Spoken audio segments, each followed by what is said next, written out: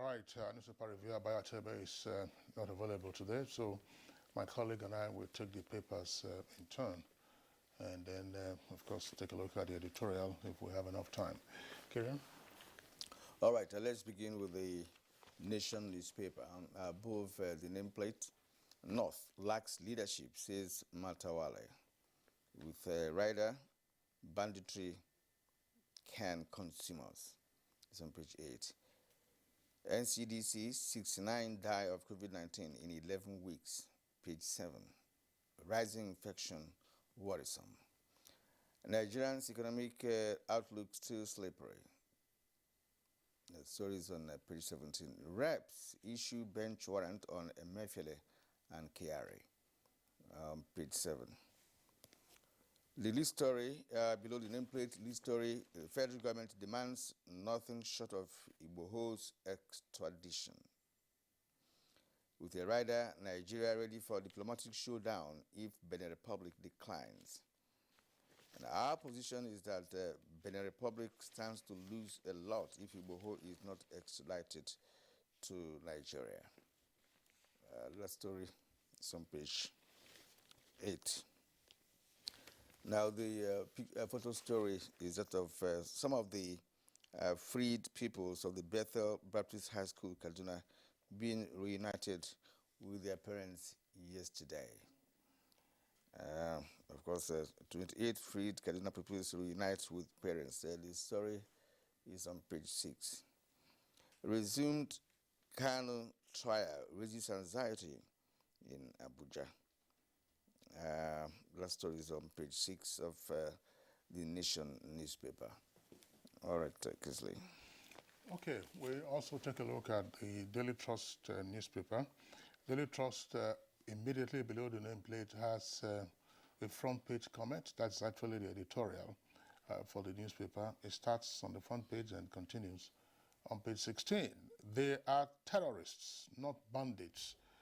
And according to the paper, the name we call violent organizations and movements can have serious implications on how both the government and society react or relate to them. For example, by continuing to refer to perpetrators of wanton violence across much of the Northwest as bandits rather than the terrorists that they have since become, we risk deflecting the right measure of government and public attention on them and their violent activities. The other story, which of course is the lead story, it's also on insecurity. It says kidnappers in FCT begin collection of ransom through banks. Kidnappers in FCT begin collection of ransom through banks with 3 riders. How we are made to make deposits, that's according to victims' relatives.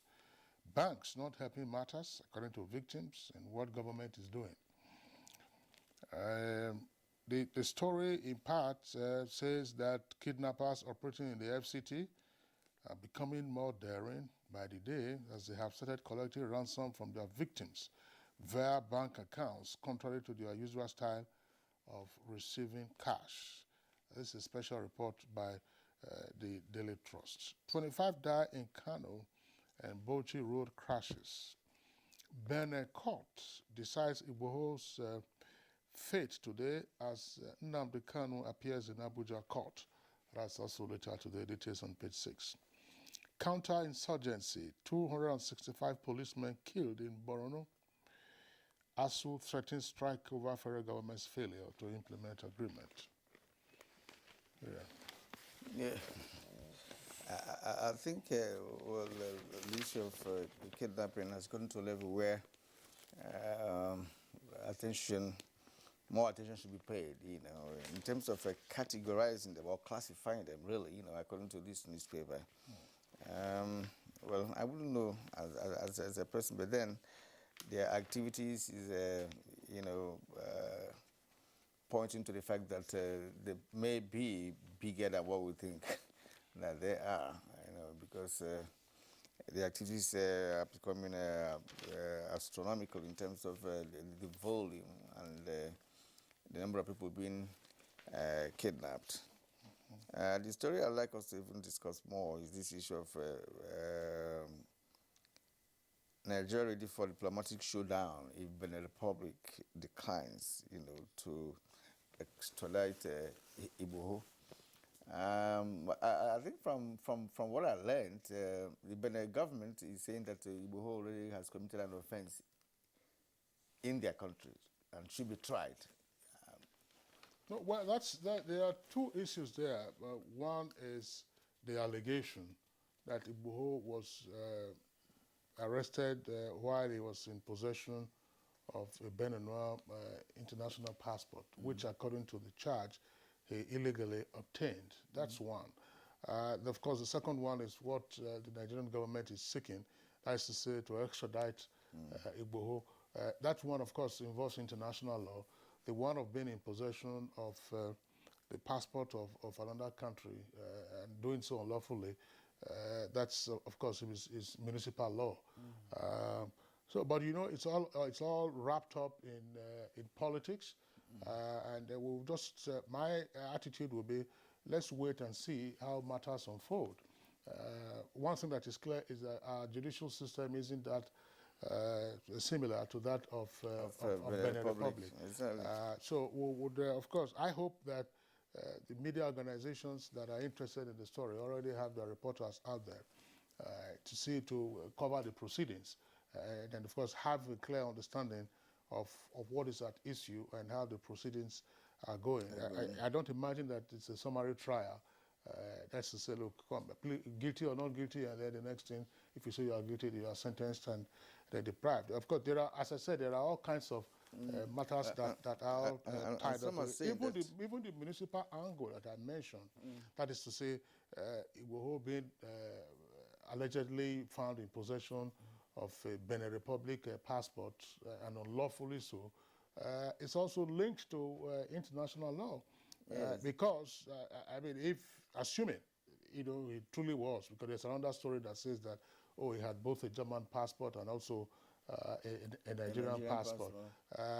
If it's rationale for being in possession of 3 passports at the same time, is to say, look, he was seeking asylum, then of course you have the perspective to that. That can also be a defense to say you are fleeing. I think that so those are the issues that they will be taking a look at. Yes. And if convicted, as you also read, that he risks 21 years imprisonment according to the Beninois law. I mean, if that comes after today's hearing of the case in Benin Republic.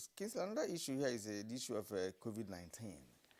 I don't know if it's the Delta version of this dreaded virus, then there is something to worry about. It says the NCDC says about 69 die of COVID-19 in 11 weeks. What are we beginning to see? Is it a new era of COVID-19 attack on our people? And of course, you have always said it here that many Nigerians don't really adhere to the non-pharmaceutical protocol for the prevention of this vaccine. And some of us that have taken AstraZeneca vaccine are not even free from that, because considering what the professionals had said, that look, even if you take the vaccination, that it does not prevent you from getting the virus. It might be mild, but certainly you get the virus, and you can also transmit the virus.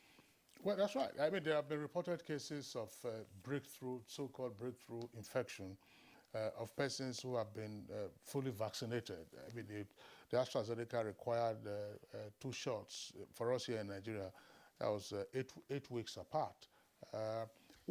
Kieran, what is worrisome is the fact that many Nigerians just appear to be recklessly careless about coronavirus. Some persons, even enlightened persons, will tell you, say, corona has gone. And yet there are daily reports of this new variant which emerged from India when India had its own catastrophic meltdown, just as we are witnessing now in Indonesia, to say that, look, the Delta variant is spreading, and the Lagos state government earlier issued an advisory to say that the rate of hospitalization for coronavirus was increasing. Exactly. And even more alarming, as we are hearing now, is that passengers who are coming into Nigeria are just evading the protocols required for them to give their addresses so that if there are battles arising, they could be traced and tracked. It's just, I don't know, it's just... I don't think there's anything like that, because a lot of people that even I'm aware that returned from UK or US, they were not even quarantined or something like that. Perhaps they may have given their addresses, but not quarantined. I thought that the protocol requires that people should go for tests in Nigeria before you are allowed to go to a destination in the country. Well, we just pray really that the rising infection will not escalate. Let us just That's right. But more essentially, I think that there is a big research opportunity in what we are seeing. A big research opportunity in the sense that if Africa, and of course Nigeria is the largest country on the African continent, has not witnessed the fatalities in such large numbers as were forecast when the coronavirus started taking its toll 18 months ago, what is responsible for that? We keep speculating, to say, oh, there's abundant sunlight, oh, there is a lot of hardship already, people exercise, and so on and so forth. The weather is not as chilly as you would find in temperate countries and all that. But just what this is still in the realm of speculation. Why is it that we appear, fortified, as it were? Some persons will also dispute the fact that when we say 2,000 plus persons have died of coronavirus, the numbers, of course, could be a lot higher. We're not getting to full reports, I imagine, of persons who have died of coronavirus. The typical after a brief illness. People who have died of the virus, without even showing up, without even people knowing what they died of in the first place. Those who couldn't go to hospital. It's only when you go to hospital that NCDC can capture the death.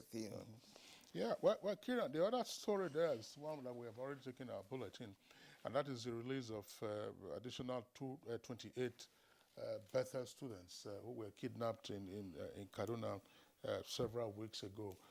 We know there were earlier reports of one of the students who was freed. 2 of them escaped, and now they have released 28 of them. I think about 85 or so of them are still with the bandits who kidnapped them. It's heartwarming news for the families and relatives of those who have been freed, but it's continuing heartache for the parents and guardians and indeed relatives of others who are still in captivity. Just the sheer state of the students upon their release would tell you the harrowing experiences that they might have had while in the den of their captors.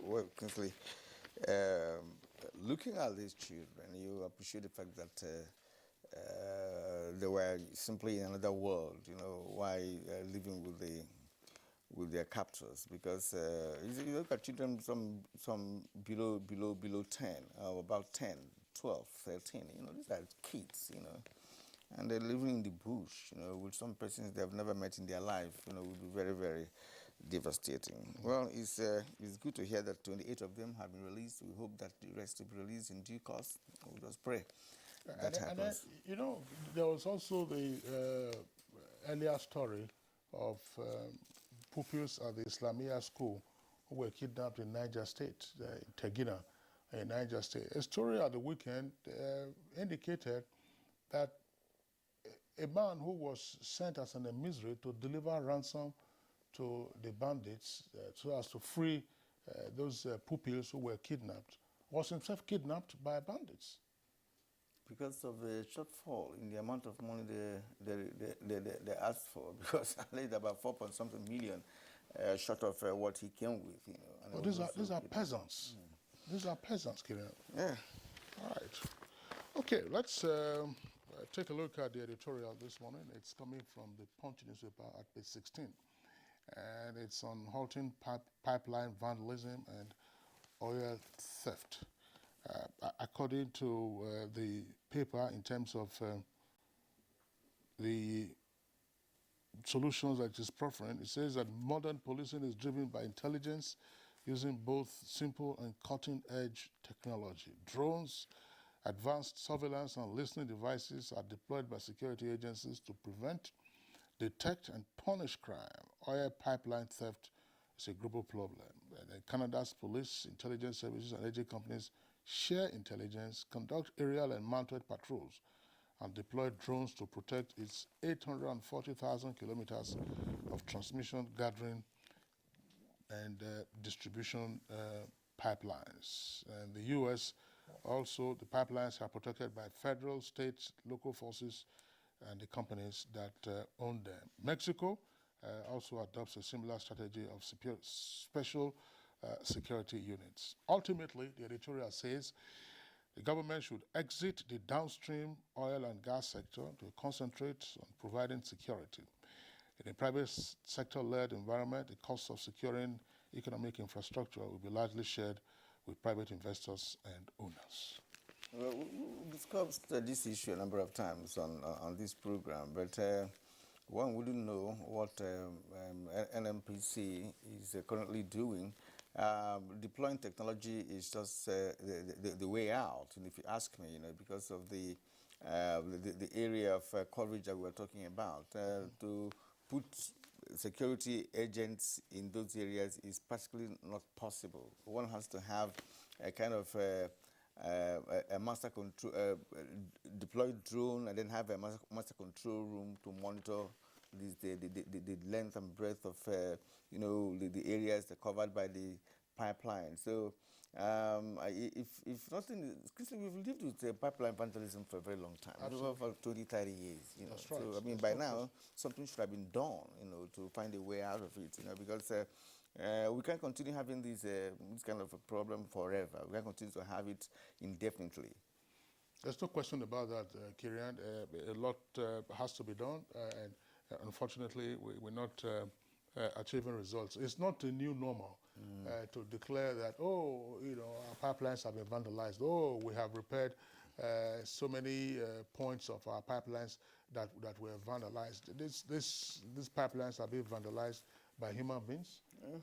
They have the tech to vandalize the pipelines. Exactly. And then the products are also disposed of. And if you don't have the technical know-how, you won't be able to vandalize the pipelines, because it's not something you just come and hit and it gets open. You need some level of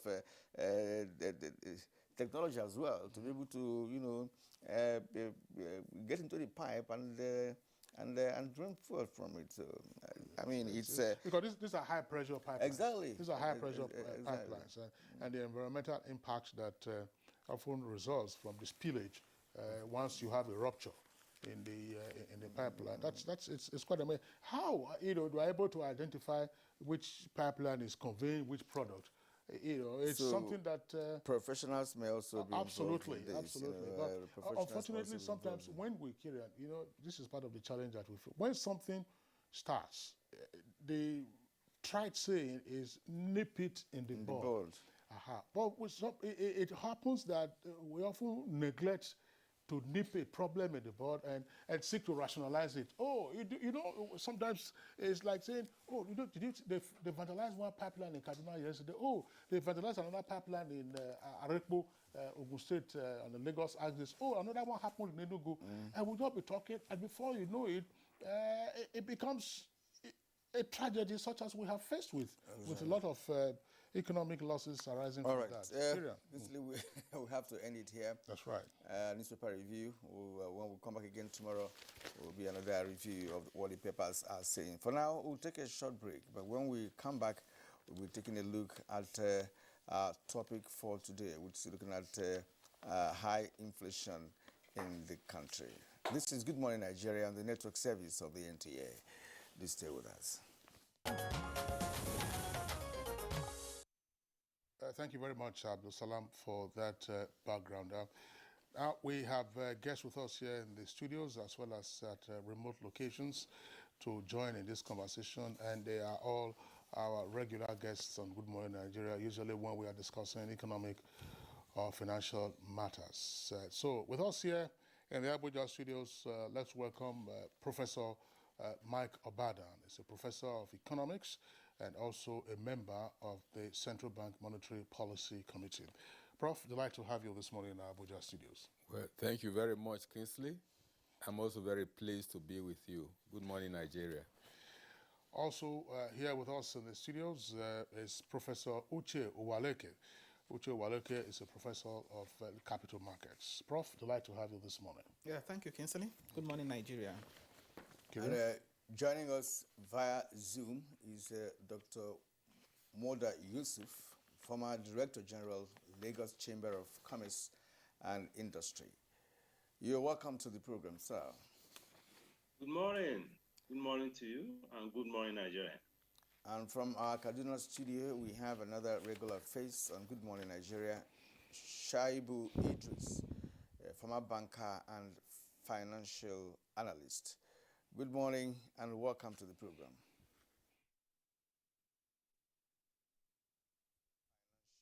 Financial analyst.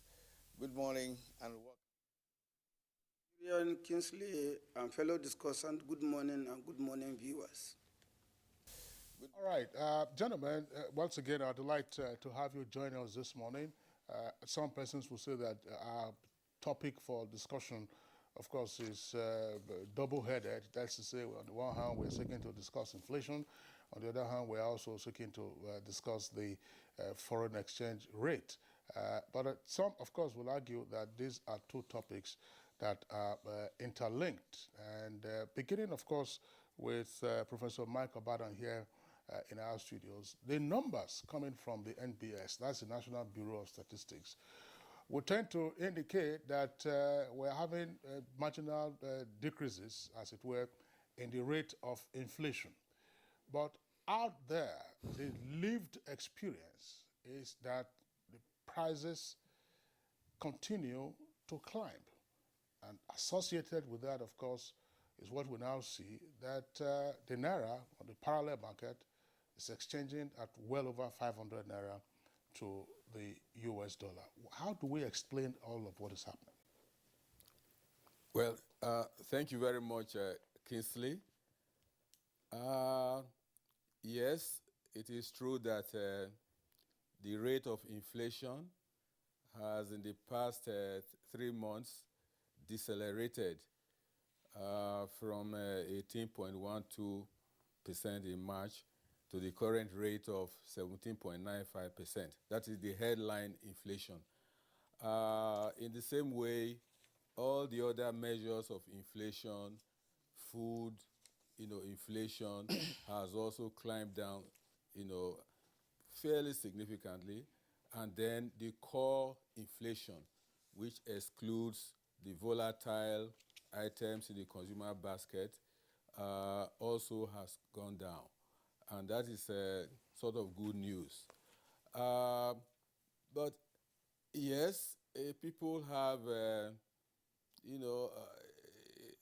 right to be apprehensive or express concerns that prices are still very high.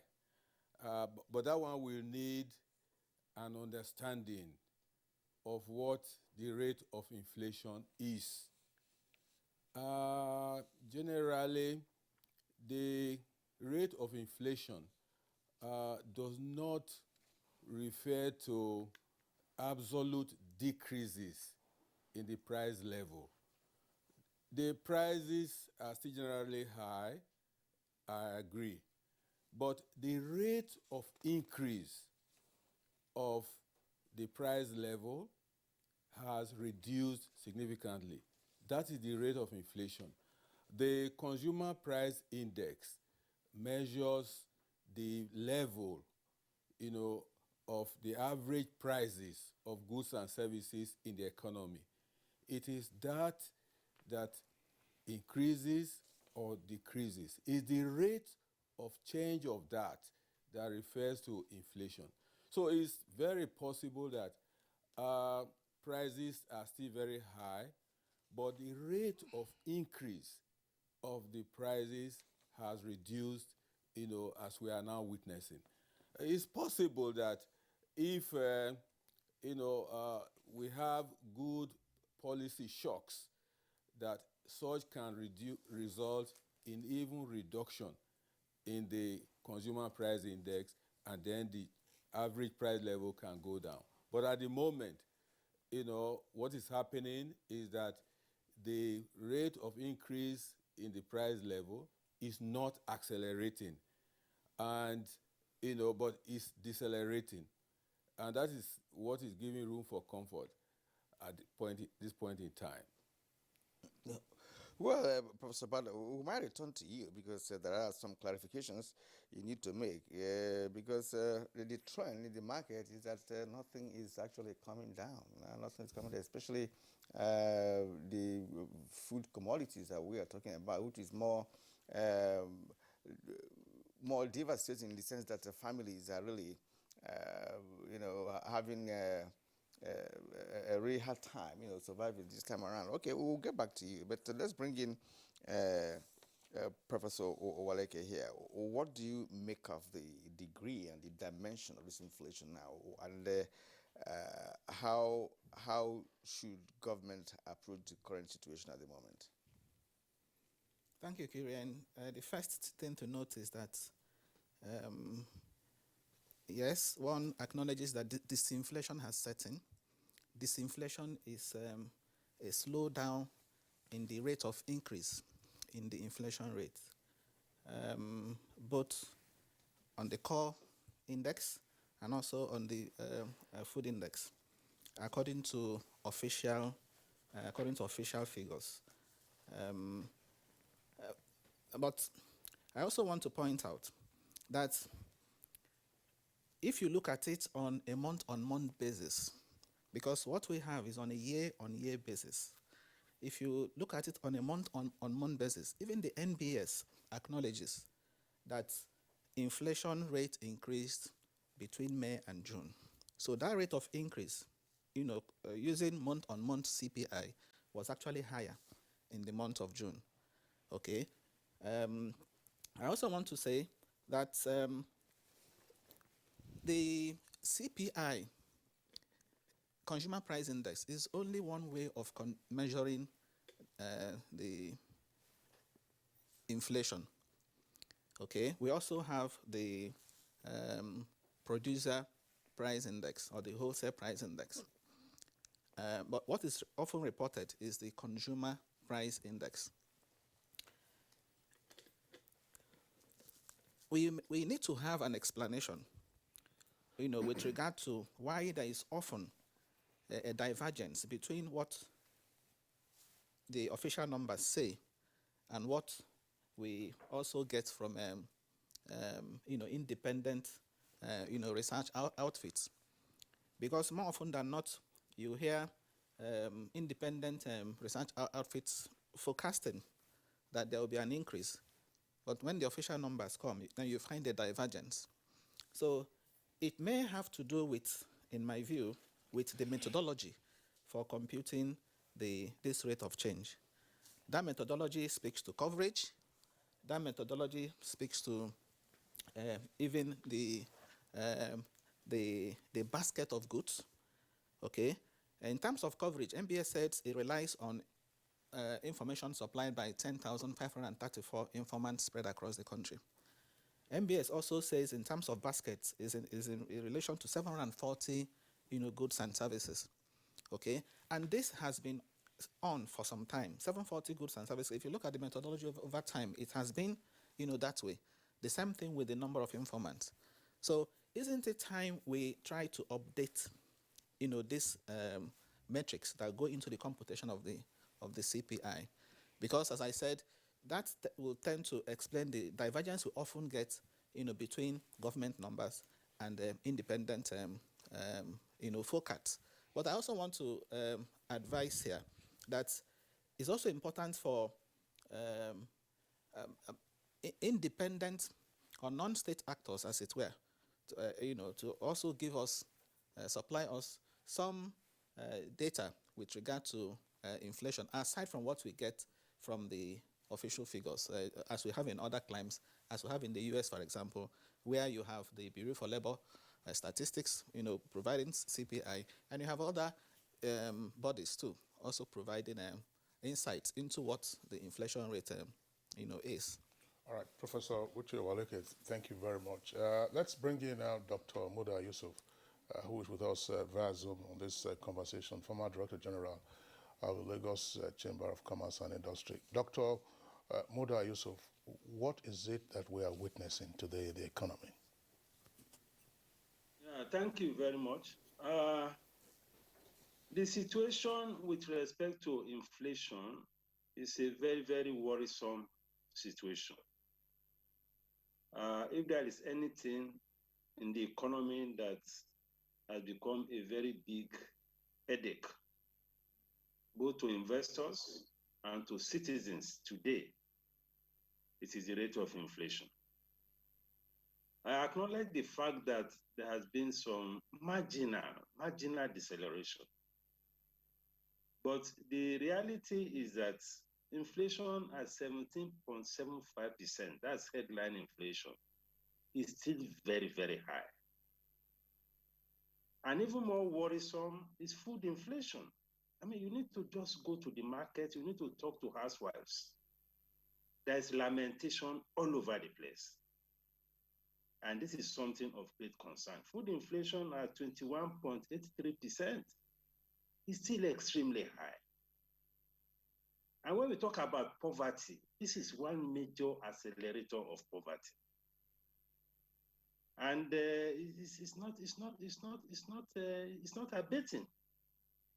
Now, for those in business, first, costs are going up.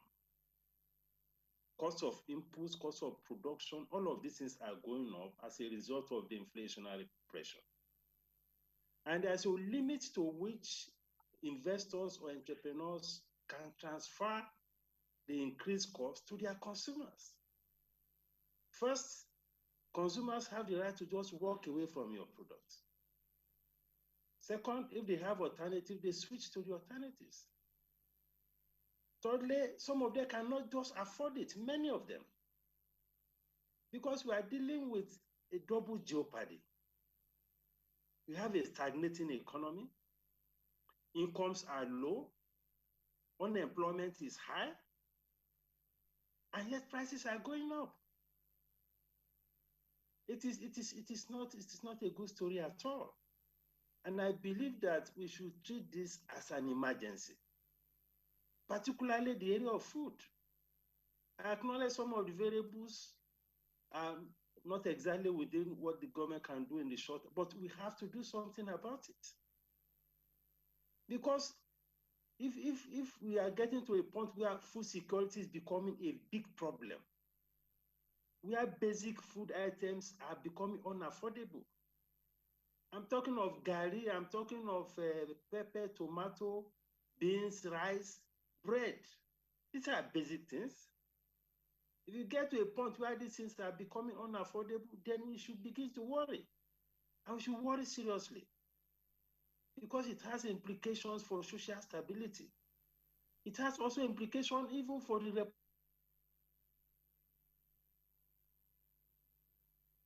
Well, so it's a very disturbing situation, and we will believe that something needs to happen. It's affecting businesses.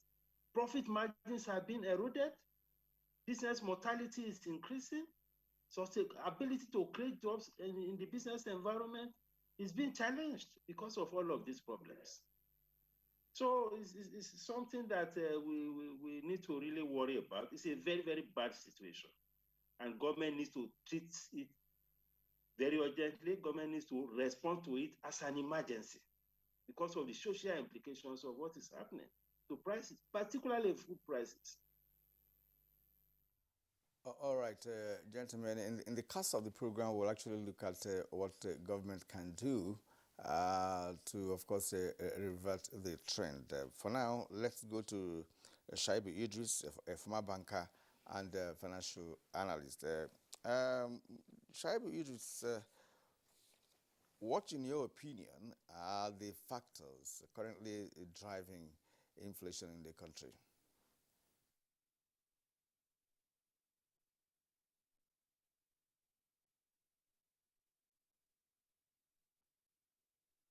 Thank you. First and foremost, I must give respect to our dear professor and father, Professor Obadan. Almost every now and then I get chance to interface with him on this platform.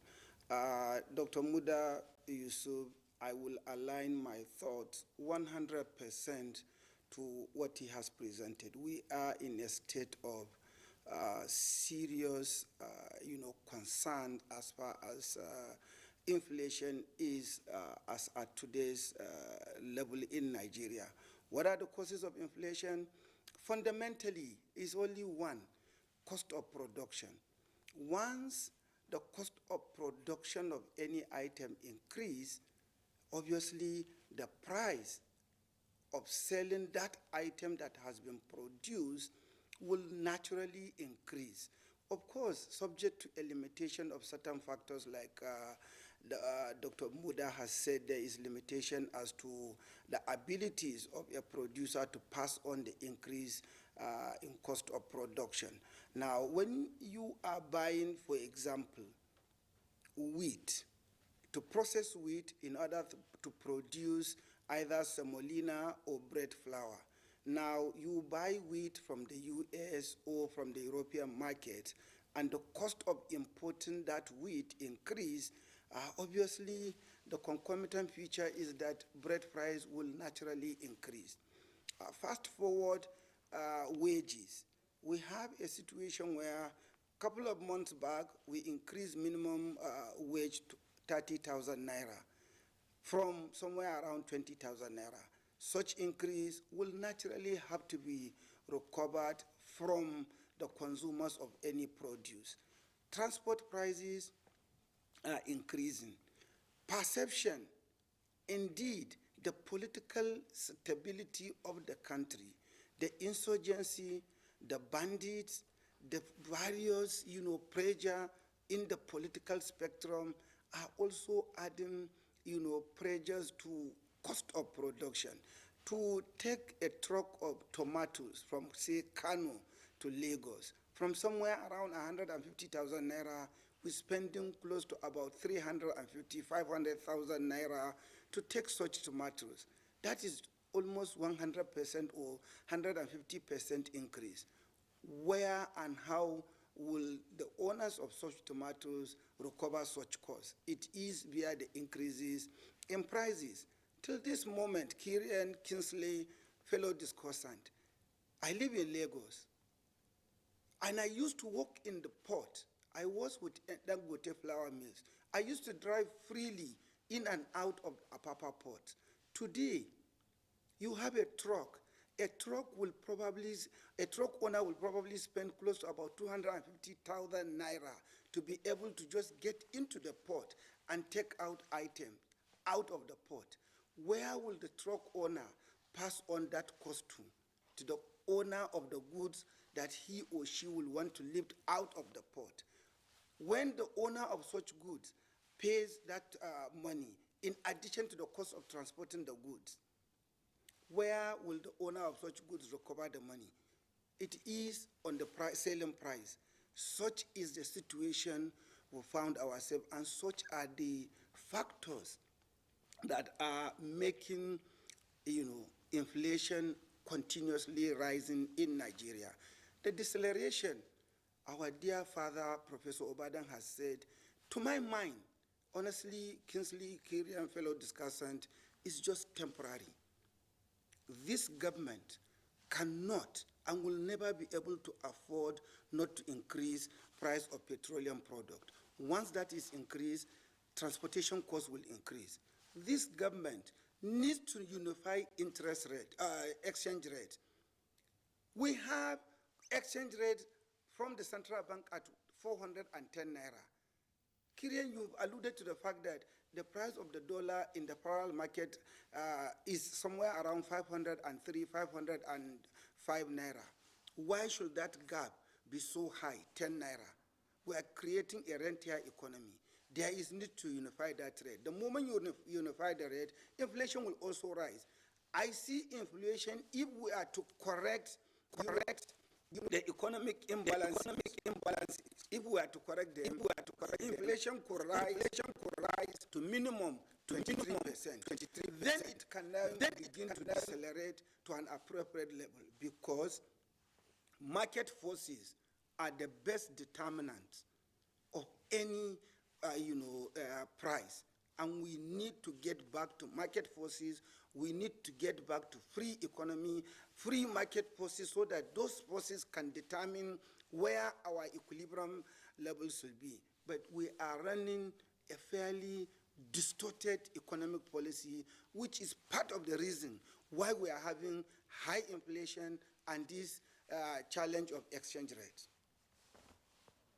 Shuaibu Idris, thank you very much there for your launch comments. Certainly, we'll return to you in the course of the conversation. Now, back to the Abuja studios here. Professor Mike Obadan, in your opinion, what are the price stabilization tools available to government at this time?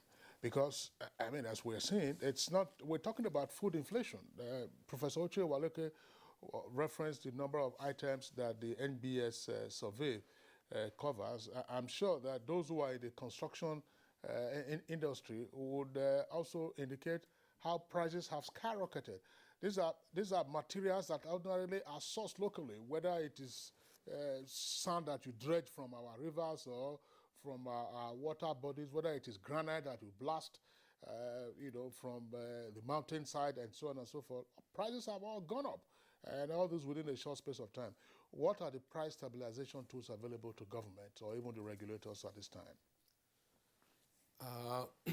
Thank you very much, Kingsley.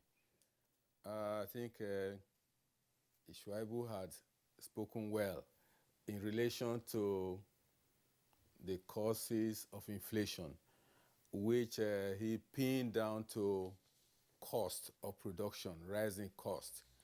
But he didn't mention the drivers of the high cost of production, because those are the background factors which are manifested in rising costs and invariably rising prices. Now, I will just outline them before addressing your question. We cannot underrate, one, the current security challenges. The security challenges in the farming communities have adversely affected the output of food items in agricultural commodities. Somebody called me Activities of bandits, perhaps herders, farmers' clashes have chased farmers out of the farm. So most farms are not, cultivated, and those who used to cultivate, a good number of them are in IDP camps. That invariably has affected the supply of various food items, particularly from the food basket areas of the country. Now, the COVID-19 also had terrible negative impact by disrupting various supply chains, both for agricultural products and manufactured products, and that tended to jack up prices. Then, secondly, there is generally low productivity in the economy. It had been on for quite some time. A handle had not been, had over it. Low productivity implying low output per worker. And once that is the case, it means aggregate supply of goods and services, is also negatively affected. And then issue of exchange rate. It had just been the case that the exchange rate, the foreign exchange market, have been relatively unstable, and the exchange rate had been on the path of depreciation, although the central bank have been taking measures to ensure some relative stability of the exchange rate. Once the exchange rate depreciates, because of the very heavy import dependence of the Nigerian economy, you'll find that the depreciation is easily transmitted through imported goods prices into high inflation in Nigeria. And most of the time, from our observation, the prices of even domestically produced goods also rise in sympathy with the prices of imported goods. That has been happening. And the exchange rate crisis is, I'm sure we're going to take it on later in this discussion. But that's one channel through which inflation has been climbing up. Now, energy prices adjustments in the past have had significant impacts on the inflation in the economy. Although there has been some relative stability now in energy prices, but like Idris rightly said, should government remove subsidy, deregulate petrol prices, that's very likely to escalate the rate of inflation. And of course, there is a factor which had not been emphasized, acknowledged, and then addressed, and which is happening in practice, is the obnoxious role of middlemen manifesting in market unions, market associations. In the part of the country where I live, this is very, very rampant. You find market unions, associations have become monopolies, particularly in the sale of agricultural products and also even manufactured goods like cement and other products. So there is no competition. The market is being manipulated, the market is violated, and government seems to be helpless and is looking on. Only about 3 weeks ago, to buttress this point I'm making, retail market women in Benin City staged very serious protests in government house, telling the governor to do something about the negative role of market unions and market associations, that they buy up all the products, particularly the supplies coming from the north, and then fix the prices like typical monopolies, and at which they sell to the retailers. And the retailers now find it difficult to sell the products because the prices are very high. They enjoin the governor to do something about it. So these are very important factors which have tended to drive, inflation. And, people have mentioned, injections of liquidity into the economy. You know what, Prof? Yes. Keep in abeyance the other leg of the question, which is what price stabilization mechanisms are available to government. Yes. Kirian, I want us to pursue some of the points that Prof has raised, particularly the role of what he described as obnoxious role of middlemen. These are market associations. You go to the market. I mean, it's like you move from one shop to another. It's the same price that you get, and sometimes you are just asking yourself, and what's happening for both agricultural produce and then, even, as you said, manufactured goods? But this is not even new. Yes, it's a factor, that's driving inflation. But it is not new. There has always been market associations, all over the country. So it's a price-fixing mechanism that is a challenge. Now, exactly. That's a challenge. And again, if not that we find ourselves in the current situation, we are now, nobody wants to know about market associations. They've always existed, because you see, they have to protect themselves as well, right? As persons who are also striving to survive, in an economy of this nature, right? So that is it. So let's bring in Professor Waleke once more. Just a minute.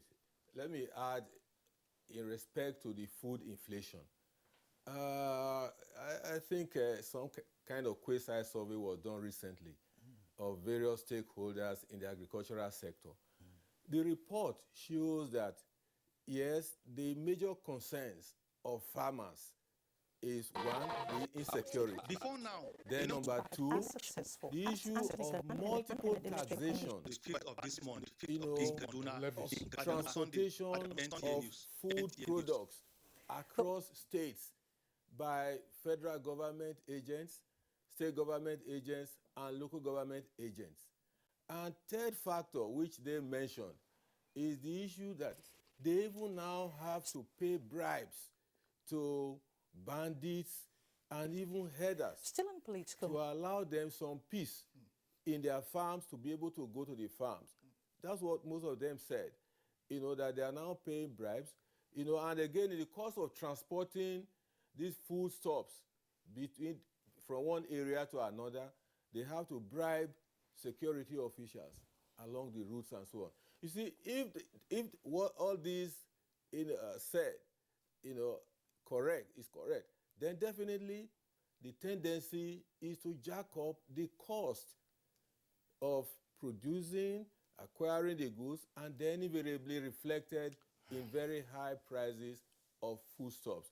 So, even if government is doing what it's supposed to do by way of policy, you may still find that when all these factors are in operation, then they tend to neutralize the efforts of government to address the inflation bugbear.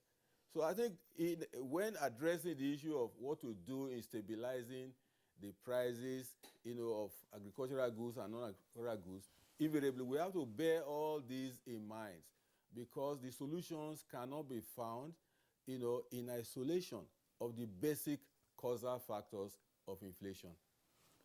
All right, Professor Walek, I'd like you to speak to some of the issues he has raised. Really a litany of issues, working against whatever mechanism government may have to put in place, to cushion the effect of this inflation.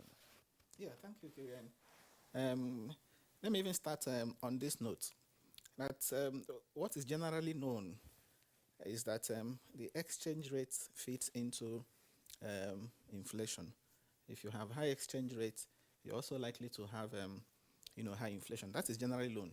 What is often overlooked is also the fact that inflation, in itself, also drives the exchange rate. The higher the inflation rate, the higher the exchange rate, transmitting through speculation. Because if you have high rate of inflation, then speculative activities in the forex market, tend to be high. And that's because when the equilibrium rate of the naira, the exchange rate, when it is determined, people now tend to see the naira as undervalued or overvalued. So if they determine that naira is overvalued, as is often thought, they tend to speculate. If the equilibrium exchange rate, for example, puts the exchange rate at 450 naira to the dollar, and the central bank says it's 411 naira to the dollar, so that tells you that there is overvaluation of the naira, and there will be, speculation. People will speculate that the naira value will eventually, go down. So they tend to now buy dollars now, and that will also spur demand for dollars. So you can see how inflation rate also, causes high exchange rates. Even theoretically, that has been explained, under the purchasing power parity, that exchange rate is a function of the ratio of domestic inflation rate and, to foreign inflation rate. So the point I'm making is that even the inflation rate is a cause of the high exchange rate. If inflation rate in Nigeria goes down, there is every likelihood too that the exchange rate will go down, because it will reduce the speculative activities we have in the market. Today, why do we have the disparity between the 411, the affects rate, I&E window, and the parallel market rate? It is driven more by speculation, speculative activity. So inflation, has that problem. The other area too is also what we find in the stock market. Okay, since February, we've seen that the market has been in the negative. Year-to-date return is in the negative territory, and that's also partly because of the high inflation rate. Investors are not comfortable with high inflation rate, because the real rate of return on investment goes down, with high inflation rate. Now, speaking to an issue mentioned here, price stabilizing measures, by the government. When we talk about what the government can do, we often think of the federal government, but I also think state governments, subnationals have a role to play. And that is because these inflation figures we get them, MBS disaggregates the inflation rate according to states. Even from the latest one we have, headline inflation 17.75%, food inflation at 21.8%. But food inflation in Kogi State, for example, is highest at over 30%, whereas in the FCT, food inflation is put at just 17%. So in those states where food inflation is very high, that's enough reason for those governors to worry, to even commission studies to know why food inflation is very high in a state like, for example, Kogi, that is close to Abuja. Abuja is enjoying the lowest inflation rate, food inflation, whereas Kogi is having the highest food inflation rate. So that should, be a cause of worry, because if the problem is logistics, it is then for the government to ensure that people can move these products from Abuja, for example, where they are available, to Kogi to bring down the price. And if the challenge is these multiple taxes, that has been alluded here, or the issue of taking one levy or the other, imposing one levy or the other on these sellers, then the state government too can also be in a position to address that. So I also think the state governments have a role to play. The other issue too has to do with, yes, it has been said cost is the major factor, but there is also the demand side of inflation. Okay, we won't rule out completely that there's also a demand pull effect. When you have so much liquidity in the system, which is why central bank will want to mop up from time to time, you also drives inflation, especially when the liquidity is not in productive activity. The example I cite here is this FAC allocation. The last FAC distribution was over 733 billion. Last FAC distribution. Whereas FAC members had agreed at some point that once it is in excess of 640 billion, the excess should be put in an excess crude account, as a fiscal buffer. But when you begin to share everything, okay, the tendency is that there will be what we call fiscal surprises. Government will, part of that money may likely find its way in the forex market, chasing the few dollars that we have there. Again, exerting pressure on the because when you implement budget and there are dollar-denominated components in that budget, that will put pressure, on the forex market. And finally, Kingsley, permit me to say this. The other thing too has to do with the borrowing that we are doing. The more we borrow from the domestic economy, the more we also put pressure on the forex market. If we borrow, the appropriation, the supplementary bill of nearly 1 trillion was approved the other day. And if we take all this money, say, from the domestic economy and use them to buy military equipment, we will need dollars to do that. So that will put pressure on the forex market. So my suggestion is to do more of yes, foreign. Yes. Professor Waleke. Yes.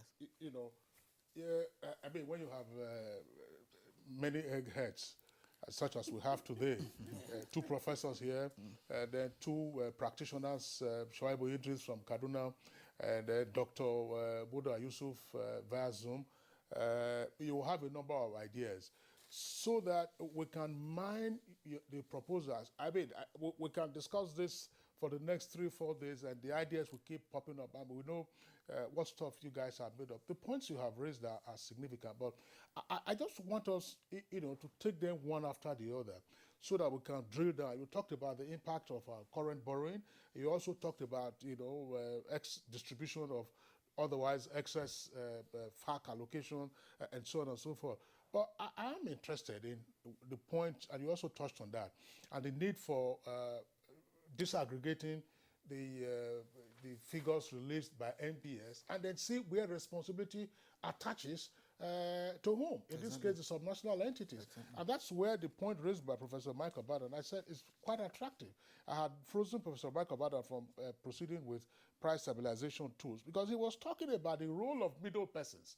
These are not necessarily market associations. These are, and then those who are now the retailers, as you said, they are producers who are manufacturers or the producers, and then you have the middle persons, and then you have the retailers who are bound, as it were, by the amounts fixed by the middle persons. I want Dr. Muda Yusuf to come in here. This challenge of middle persons and market associations taking on the role of price fixers to the detriment Reverend Samuel, of purchasers. Plus, the leader of the other issue, because I think that they are related, multiple taxes and levies that even the middle persons and the retailers themselves face. There was a report about a week ago, and these are some of the things perhaps we sometimes just ignore in the economy, that NOTU, that is the National Union of Road Transport Workers in Lagos, that association generates 123 billion naira annually from the levies that they impose on Keke Napep, on Okada, on buses, and so on. We're not talking about the truckers who will also come and pay their levy. That amount generated by the Union of Road Transport Workers in Lagos alone is enough, according to the report, to fund the budgets of Nasarawa State, Niger State, and Yobe states. And of course, if a person, if a cyclist or a driver is being asked to pay a levy, he passes that on to his passenger. And if the passenger, of course, is conveying agricultural produce or conveying some other goods, who gets the ultimate cost? Is it not the buyer? So how do we understand all of this? And so that we begin to say, look, all right, these are issues that are within our control before crying to government at the federal level or the monetary policy authorities. Yeah, it is true. I agree with what Prof has said about the role of some of these market unions and some of these non-state actors that practically extort operators in the economy, particularly in the informal sector of the economy. It's a very big issue here in Lagos as well. We have received reports while I was at the chamber from the market associations of the impunity with which all manner of people in all sorts of funny uniforms and reflective jackets just barricade the roads and collect money from market women, from those transporters and all of that. So there is so much impunity around that. And I think it's an area that the government also needs to do something firmly about. Because all of these things happen and these characters just get away with it. And the operators are so helpless, nobody to save them from all of this. So it's a big issue. Then, of course, the issue of multiple taxation, multiple levies from various unions, issues of collusion, as the Prof has said. These are very, very important factors that needs to be dealt with.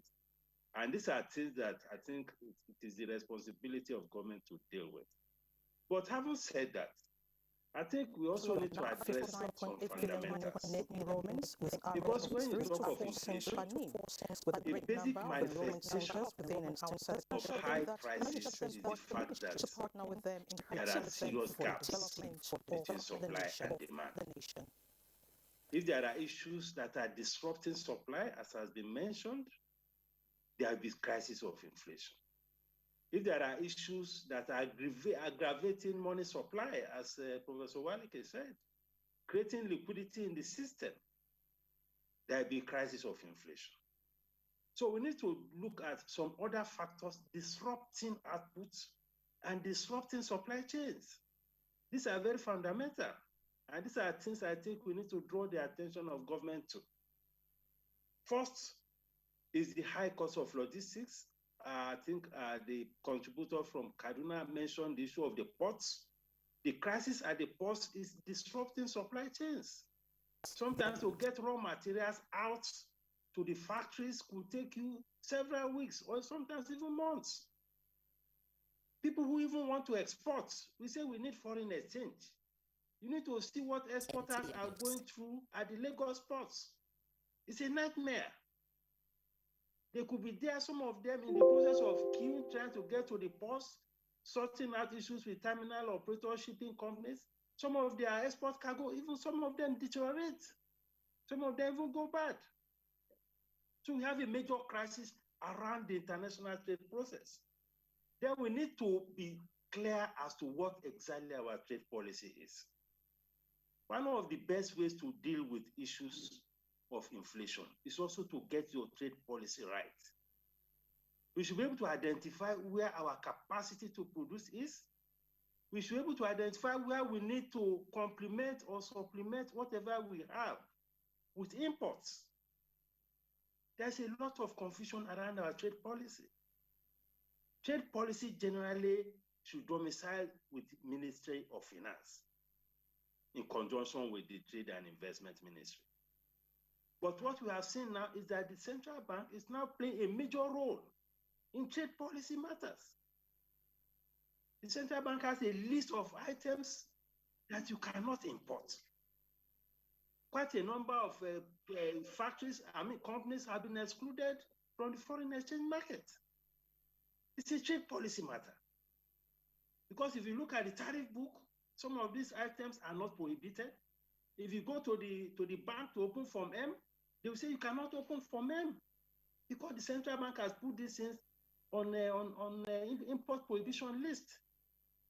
So we need to align some of these things so that where we don't have capacity, we should create a window for import to supplement whatever we have. And we should also create the environment to also export where we have the strength to export. It's not a bad thing to import if you have serious shortages in some areas, so that the citizens can have some relief. Then we need to look at our import tariff policy.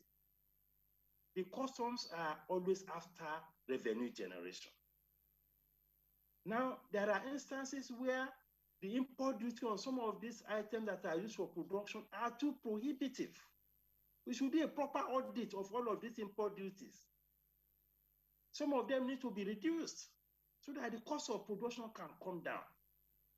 It's bad enough that we have this terrible issue with exchange rate depreciation. We also have very serious issues with liquidity in the foreign exchange market. Even for those who have access to foreign exchange, who are not on the CBN prohibition list, they can't even get the foreign exchange.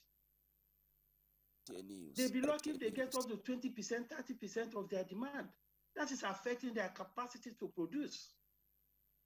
So we need to get it right with the foreign exchange policy as well, especially to the extent that it's affecting the international trade process. Then we need to deal with the issue of multiple exchange rates. The contributor from Kaduna also mentioned this. Now we have the official window, which is the NAFEX window. We have the BDCs. We have the rates for some of these remittances. Then we have the rates for what we call a transfer market. There are some transactions, unless you get somebody who is remitting from abroad, you cannot use it for import transactions. There's a whole lot of things that needs to happen around the foreign exchange market so that the system can work well. There's too much of disruptions. So there is need for engagement between the policymakers, the stakeholders in industry, and the trade ministry, and even finance, and the central bank, so that you can get these things right. A lot of disruptions are happening. It is good to look inwards, it is good to be self-reliant, but we need to harmonize and align all of these policies so that we don't create crisis of supply in the economy. So these are some of the things that I think we need to address. They are very fundamental, and they are causing a lot of disruptions. Of course, this is in addition to the problem of insecurity that has been mentioned, the problem of the high energy cost. The cost of diesel now is about 280, or even more, 280 naira per liter. Most of these trucks that you see moving around, they are being fueled by diesel. They are being powered by diesel engine. And all these costs will be transferred to the goods that they are transporting. Most of them are also all these food products. The same thing with factories that are running on generators. They don't run on petrol generators. All right, Dr. Moda Yusuf, thank you very much indeed. You have raised a number of pertinent issues which would also like Shaibu Yusuf to speak to. Shaibu, you've listened to other guests, speak to that question that Kinsley posed. It's actually a multi-dimensional question that touched on a number of things: trade policy, foreign exchange policy, the issue of insecurity, multiple taxation or multiple levies, bribes to bandits, and of course bribes to herders for our farmers. Then we also talked about middlemen who are now operating in different markets in Nigeria. Let's get your view before we take a short break.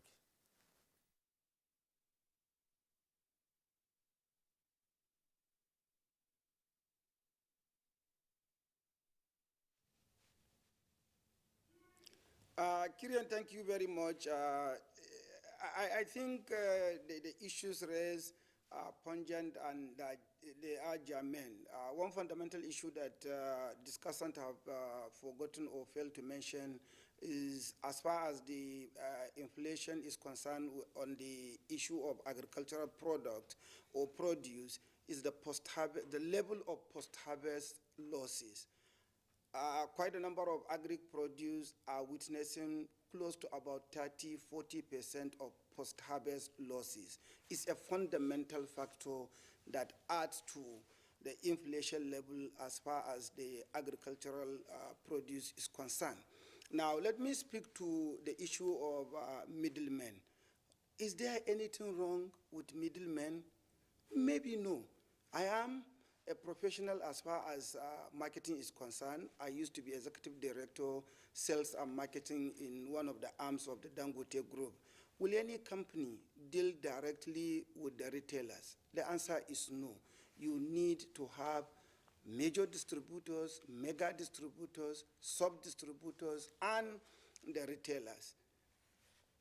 Shouldn't there be a mechanism where, there should be decency in what is being sold, how is it being sold, at what price is being sold? Coca-Cola, for example, let's take the soft drinks. Is anybody able to extract higher prices, say a bottle of Coke in Kaduna or Maiduguri or Enugu or Lagos? The answer is no. And why is it that? Because the company insists on the distributors and the dealers, the sub-distributors, how they should go about doing this business. We tend to have a Nigerian society that is largely indisciplined, excessive indiscipline, and we have government at various levels, from the federal to subnational, that appears to be in a state of comatose. How can we not be able to fix common drive in and out of, say, to the port? If I have a trailer lorry containing ginger and I need to export it, and the ginger remains in a truck for 7 or 10 days to get into Apapa port, what will be that ginger? What will be the value of that ginger? If I have raw materials, like Muda Lawal has said, that I need to take out of, say, Apapa port to Ilorin factory or to a factory in Agbara, and the raw material will stay for 10 days, just having been loaded in a truck to get out to Agbara, and it takes that 10 days. What will be the value of that raw materials? Can we say that a local government in Nigeria cannot resolve the issue of transportation into the port? I'm about shedding tears for this country. We have government, and we are Nigerians running these systems and allowing some level of rascality and indiscipline not being checkmated. I come from a village in Kaduna called Dogwandawa. Like Professor Mike Obadan said, my relations have had to pay royalties or ransom to kidnappers and bandits and herdsmen just because they want to farm. I mean, how else can we run a system? We are talking about maybe fundamentally 2, 3, 4 reasons for this inflation. Imported inflation, homegrown inflation, and some level of factors that are largely due to the refusal, because I won't say inability of government, it's just refusals of those in authority from the local government to the state and the federal to be able to address these issues. Professor Okwala has said, if Kogi State, for example, has the highest level of inflation, why wouldn't the governor of Kogi State constitute an economic management team to review what is the issue? Why shall my state have higher inflation level than, say, Abuja or, say, Benin or Enugu or any other part of the country? You can't run a system with people that appears to abdicate from the responsibilities bestowed on them. It is high time we Nigerians. We have issues now with the line of our guests there. We're going to come back here and take a short break. When we return, we'll continue with the conversation. This is Good Morning Nigeria and the network service of the NTA. Stay with us as we take a short break. We'll be back very shortly. All right, you're welcome back, and it's still Good Morning Nigeria, live on the network service of the Nigerian Television Authority. Well, we had issued the advisory much earlier that, with star-studded collection of guests that we have this morning, then we are likely to exhaust all the issues. But certainly, there are a number of perspectives that have come out from their contributions this morning. We're on the home stretch now, so we'll try to maximize whatever time that we have left, while, of course, we make arrangement for a second part of this conversation. Incidentally, we haven't really touched essentially on the forex market. Yes, we've tried to address it, but there are continuing issues as to what is required to be done. Professor Mike Obada, if you want to return to the whole idea of price stabilization tools, part of which some other guests have mentioned very well, but tell us, what can we do to tame the current situation of inflation, which is not friendly to our pockets? Well, thank you very much, Kingsley. I will address that one very quickly, but let me correct an impression that Dr. Muda Yusuf tended to give earlier on the role of the Central Bank of Nigeria in trade policy matters. I want to assure that the Central Bank does not dabble into trade policy matters. Whatever it does that perhaps has some, indications in relation to trade policy is within the purview of managing the external reserves and the exchange rate of the country. External reserves are very, very limited, and you cannot allow a few people who are probably not importing essential goods and services to access all the foreign exchange and reserves, and then the country is thrown into crisis. So what the central bank has done is to say, well, we have the prerogative to decide in the context of management of the foreign exchange reserves and exchange rate to say which commodities can access foreign exchange. Central bank has not in any way banned the importation of any items. Banning or non-banning is the prerogative of the Federal Ministry of Trade, Finance, and so on. So those goods on the list referred to Dr. Muda Yusuf are still importable. If anyone can source foreign exchange from alternative sources, he or she is allowed to import them. All the central bank has said is whatever limited foreign exchange that is available will be available for essential inputs and goods and services coming into the country. I think that point has to be made clear. Now, on the measures to stabilize the inflation in the country, the measures must necessarily derive from the various causes that we have outlined in this program. Number one, if government should endeavor to continue to do the things that will provide a handle on this security situation in the country. I can assure you that if the farmers are relatively free today to go back to their farms, and then output of goods and services is increased, even when you have all these levies and bribes, prices will come down, in relation to demand. So number two, is also important that the monetary authority will continue to do what it needs to do to have a stable exchange rate. Depreciating exchange rate is neither good for investment nor good for consumers. It negatively impacts welfare through generating inflation. Then sharp practices in the area of energy prices, or let's say sharp increases, should be avoided. Shuaibu mentioned possibility of deregulation, removing subsidy. Once you do that, inflation definitely will jack up.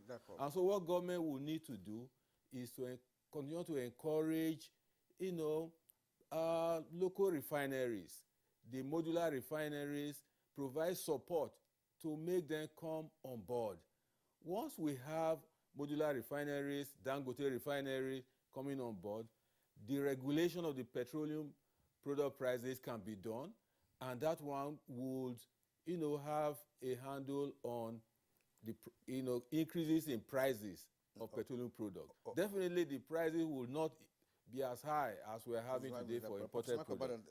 Thank you. We're running out of time, and let's bring in Professor Waleke for his final thoughts on this. The central bank has been taking some measures, monetary measures, to cushion the effect of inflation in the country. What else can he do, or any other government platform? Yes, let me even quickly say that this issue of Apapa Port is because of the concentration on Apapa Port. Why should a producer in Onitsha, for example, or in either southeast or northwest or rely on Apapa Port to bring in goods when there are ports that are nearby? So there is need to develop the Calabar Port, the Warri Port, and the one in Port Harcourt, to complement that's another matter altogether. That is part of it. That's part of it. That's one. Then the other issue, of course, let us also admit that something has been done. The government has had this fertilizer initiative. The central bank, on its part, I know recently, even tried to intervene directly to cut off this middlemen by releasing grains, maize and rice, at some point directly to the processors as a way of also reducing the price of a commodity. But more, can still be done, and that solution, in my view, is all there in the economic sustainability plan, the agriculture the plan. So it's for the government to give effect to what we have in that plan, especially in the area of bringing in more cultivable farmlands. We have over 94 million hectares of land in this country, but only 34 million is being cultivated. So the agri sector should be given a lot of prominence at this time, because insecurity is not the only problem. Since 1999, from 2000 to 2020, I saw a report that says Nigeria's inflation rate on the average, was higher than that of sub-Saharan Africa. So it's not just insecurity that says it. It also speaks to the fact that we have not paid, sufficient attention, to that sector. All right, Professor Uche Waleke, we have to apologize to both Dr. Muda Yusuf, former Director General of Lagos Chamber of Commerce and Industry, and Shuaibu Idris, former banker and financial analyst, for not giving you the opportunity to give your closing thoughts. Our director is indicating that we are pressed for time. But regardless, you are regulars on Good Morning Nigeria, and in the near future, we'll have the benefit of your attendance at another conversation. But regardless, we deeply appreciate your perspectives this morning, and thank you for being with us on the program. And here in the studios, deep thanks to Professor Mike Obadan, Professor of Economics and a member of the CBN Monetary Policy Committee. And Professor Uche Waleke is a Professor of Capital Markets. Thank you, gentlemen, for being with us on the program this morning. Let's go over now to our sports desk. It was not the best of starts for the Tigers as they lost to Australia in their Group B opening game on Sunday in the basketball event at the Tokyo 2020 Olympics. After a slow start from the Tigers, they had a stronger finish in the first quarter, which ended 23-23. Both teams continued from where they stopped, but at the end of the second quarter, it was Australia who edged it 2017. While the Aussies kept their lead and also took the third quarter by 15 to 12 points, they headed into the fourth round, which they also took 26-15 for a total score of 84 to 67 points to win. The Tigers will hope to bounce back from the defeat when they face Germany in their second game. In another event, Nigeria's sole and first ever representative in the women's rowing event, Esther Toko, has made it to the finals of the women's scull event after recording a time of 9 minutes 7 seconds in the semi-finals on Sunday. She finished third behind Qatar's Abuja Tala and Uganda's Noble Caitlin. The finals, which was billed for Wednesday 27th, has been rescheduled to a yet-to-be-confirmed date due to adverse weather conditions in Tokyo. Meanwhile, Britain's two-time defending champion Andy Murray has withdrawn from the men's singles at the Tokyo Olympics with a minor thigh strain. The Scot, who won his opening men's double match with Joe Salisbury on Saturday, had been due to face Canada's Felix Auger-Aliassime on day 2. The 34-year-old will still compete in the doubles, but was advised not to compete in both events in Japan. He has been replaced in the singles draw by Australian Max Purcell. Well, that's a good one, Nigeria, for today. We thank you for watching. Join us again tomorrow for a fresh edition of the Good Morning Show. My name is Kirian Umayo. And I'm Kingsley Osadolo.